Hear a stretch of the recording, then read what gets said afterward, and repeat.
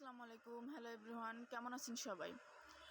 আজকে আমরা জানবো একটি বিশেষ রোগ সম্পর্কে। রোগটির নাম হচ্ছে স্ক্যাবিস বা চুলকানি, যা পুরা দেশে খুবই সংক্রামক আকারে ছড়িয়ে পড়েছে। অনেক মানুষের মধ্যে রোগটি দেখা যাচ্ছে। রোগটির নাম হচ্ছে স্ক্যাবিস।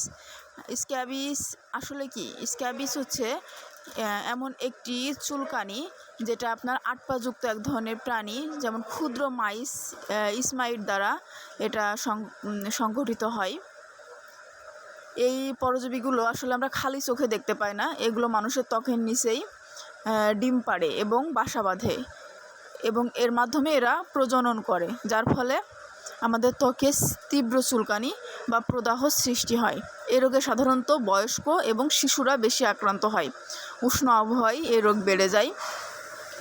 এই রোগের ফলে এই চুলকানির কারণে আপনার ত্বকে ব্যাকটেরিয়াল সংক্রমণ ছাড়াও আরও বেশ কিছু জটিল সমস্যার সৃষ্টি হয়, যেমন হার্টের রোগ, সেপ্টিসেমিয়া, এমনকি কিডনির সমস্যা পর্যন্ত হতে পারে। যথাযথ চিকিৎসা না পেলে এ রোগে মৃত্যু পর্যন্ত হতে পারে। আসুন জেনে নিই এ রোগের প্রধান উপসর্গগুলো কী। এ রোগের প্রধান উপসর্গ হচ্ছে, প্রথমেই হবে একটানা চুলকানি, তারপর ত্বকে ফুসকুড়ি বা আঁশের মতো সৃষ্টি হবে, ত্বকে এক ধরনের ক্ষতের সৃষ্টি হবে। স্ক্যাবিসের ইনকিউবেশন পিরিয়ড সাধারণত ৮ সপ্তাহ। এ রোগের প্রধান কারণগুলো কি, আসুন আমরা জেনে নিই। এ রোগের প্রধান কারণগুলো হচ্ছে আপনার একজন থেকে আরেকজনে স্থানান্তরিত হওয়া, মানে একজন ব্যক্তি আক্রান্ত হলে আরেকজন ব্যক্তিতে খুব দ্রুতই ছড়িয়ে পড়ে। একটা ফ্যামিলি থেকে একটা গ্রাম থেকে পুরো একটা এলাকায় এটা ছড়িয়ে যেতে খুব বেশি সময় লাগে না।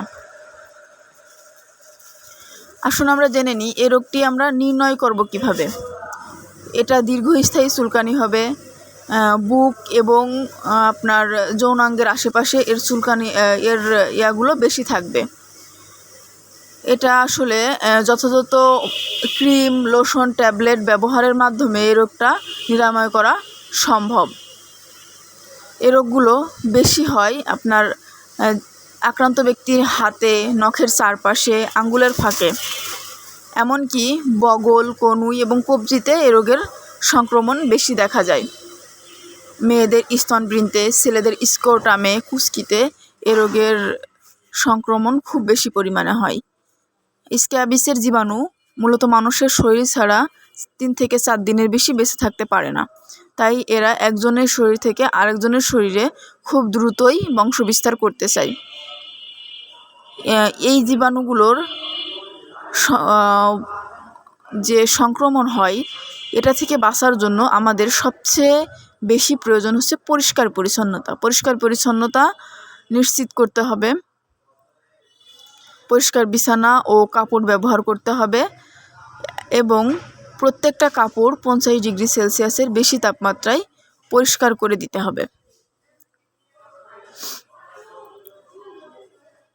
এবার আসুন আমরা জেনে নিই যে এই রোগের ট্রিটমেন্ট আসলে কী। ট্রিটমেন্ট আমরা ভিডিওতে এইভাবে কখনোই বিস্তারিত বলা বা লেখা সম্ভব না। একজনের ট্রিটমেন্টের ধরন এক এক রকম, শিশুদের ট্রিটমেন্টের ধরন একরকম, বয়স্কদের ট্রিটমেন্টের ধরন একরকম।